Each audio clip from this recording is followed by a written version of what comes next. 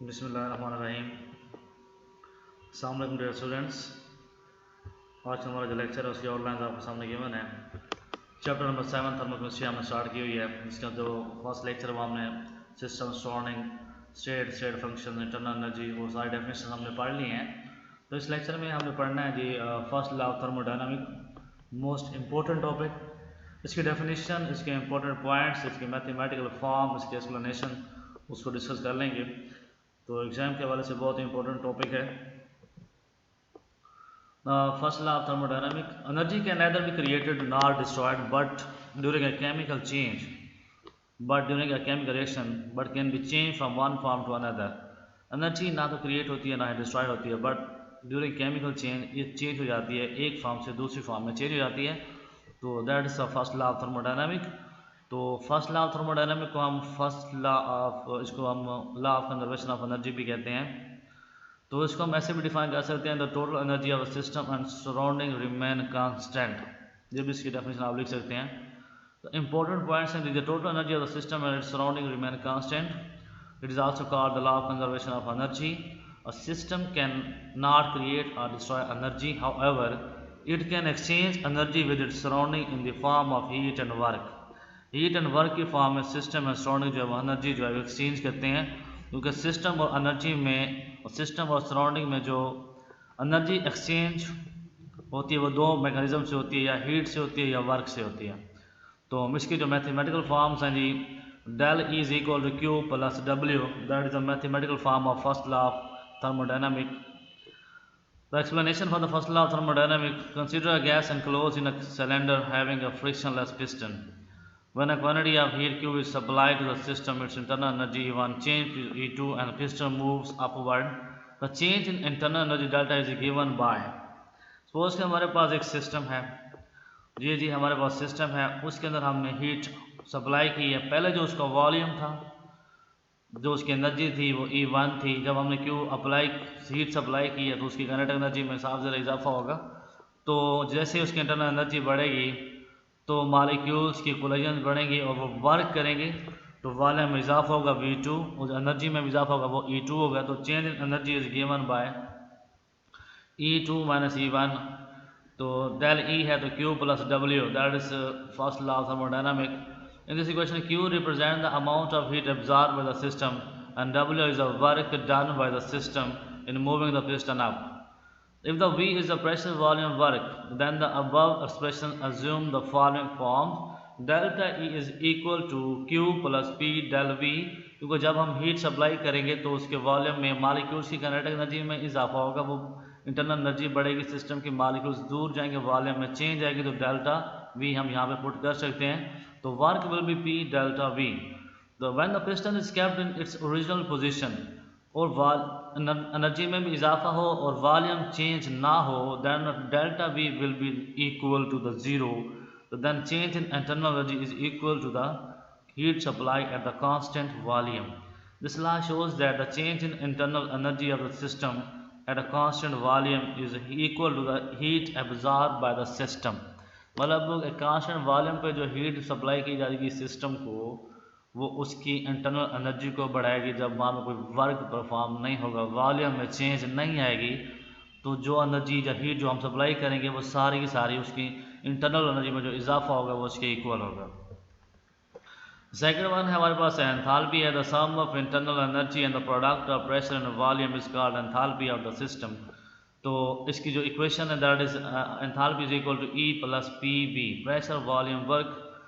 Important points क्या है, enthalpy is a state function, it's measured in joules. It's not possible to measure the enthalpy of system in the given state. मतलब जो pure form में जो H है, H की value हम major नहीं कर सकते, जो इसमें चेंज आएगी that will be measurable. The change in enthalpy delta H, however, can be measured for the change in the state of a system. System में इसकी स्टेट चेंज होने से एंथैल्पी में जो चेंज आएगी, the change can be measured according to the first law of thermodynamics। तो mathematical explanation देखें, consider a gas enclose in a cylinder having a piston. ये हमारे पास गैस इनक्लोज है, उसका वॉल्यूम V1 है, जो उसकी इनिशियल स्टेट है, ये प्रेशर है, ये हमने Q इसको किया फिर supply. The external pressure on the piston is kept constant, so the delta P will be equal to 0। तो जो प्रेशर यहाँ पे हमने अप्लाई किया हुआ है प्रेशर कांस्टेंट है, प्रेशर में चेंज नहीं, यानी वॉल्यूम में चेंज आ सकती है जब सिस्टम वर्क करेगा। No the one Q heat given to the system, a part of this heat used to increase its internal energy. तो जो हम हीट सप्लाई करेंगे वो उसकी इंटरनल एनर्जी में इजाफा करेगी। And the rest is used to do work on the surrounding by increasing the volume. बाकी जो होगा जब वो इंटरनल एनर्जी इंक्रीज होगी तो बाकी जो यूज होगी वो वर्क परफॉर्म करने में होगी। मॉलिक्यूल्स वर्क करेंगे, पिस्टन मूव अप करेगा, तो पहले जो वॉल्यूम ये था जब पिस्टन अपवर्ड मूव करेगा तो वॉल्यूम में इजाफा हो जाएगा, तो वॉल्यूम में चेंज आ जाएगी। तो change in volume can be given according to the definition of enthalpy, H is equal to E plus PV, internal energy plus PV। तो प्योर एंथैल्पी को हम मेजर कर नहीं सकते। The change in enthalpy of system is written. तो इसको हम करेंगे क्या, चेंज से मल्टीप्लाई करेंगे, मतलब डेल से मल्टीप्लाई करेंगे, तो डेल्टा H डेल्टा E। तो यहाँ पे डेल के साथ हमारे पास दो पैरामीटर हैं, एक प्रेशर है, एक हमारे पास वॉल्यूम है, दोनों मल्टीप्लाई हो रहे हैं। तो मैथ के रूल से इन दोनों को हमने सेपरेट इक्वेशन बनानी है। तो delta H is equal to delta E plus del PV plus P del V। So the gas is kept at a constant pressure, delta P is 0। Delta P हमारे पास pressure जब constant है तो del P हम यहाँ पे 0 put करेंगे, तो equation हमारे पास बनती है delta H and delta E plus P del V। ये वाला फैक्टर सारा का सारा 0 हो जाएगा। तो अब हमारे पास लिक्विड और सॉलिड्स हैं, then what will happen in case of liquid and solid, the change in the state do not cause significant volume change. Liquid और सॉलिड के केस में वॉल्यूम चेंज 0 होता है। For such cases, del E and delta H are approximately the same। तो liquid और solid के लिए जो डेल्टा H है, change in enthalpy is always equal to the change in internal energy. The reason behind is that the change in the liquid, change in volume of liquid and solid is 0। जब हम इसको 0 यहाँ पे put कर लेते हैं del V को, तो delta H and delta E become equal. तो according to first law of thermodynamic, del E is equal to Q plus W। If W is the pressure volume work done by the system, then the above equation become, जब आप by the system work ले रहे हैं तो work will be negative, तो Q W will be minus P del V। तो इसको जब हम यहाँ पे पुट करेंगे तो Q minus P delta V। Putting the value of delta in equation third, जब इसको वैल्यू को हम पुट करेंगे डेल्टा E को, ये जो इक्वेशन हमने बना लिया है इस इक्वेशन को उठा के हमने यहाँ पे पुट करना है, इस इक्वेशन के अंदर डेल्टा E को पुट करेंगे। जब इसको यहाँ इस क्वेश्चन में पुट करेंगे तो ये हमारे पास वैल्यू आती है delta H is equal to Q minus P del V plus P del V, दोनों कट जाएंगे, तो delta H is equal to Q।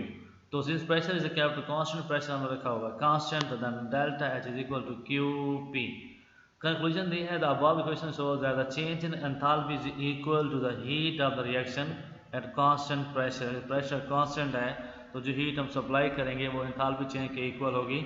The reactions are carried out at a constant pressure more frequently than at constant volume। तो जो reactions constant pressure पे carry किए जाते हैं मोर कन्वीनियंट होते हैं as compare to constant volume. So the working with delta is rather more convenient than del E। तो change in enthalpy के रेफरेंस से जो हम काम करेंगे रिएक्शन करेंगे वो मोर कन्वीनियंट होंगे, रिजल्ट से भी अच्छे आएंगे। तो इस टॉपिक को आप लोगों ने अच्छे से अंडरस्टैंड करना है, एग्जाम के हवाले से बहुत इंपॉर्टेंट है।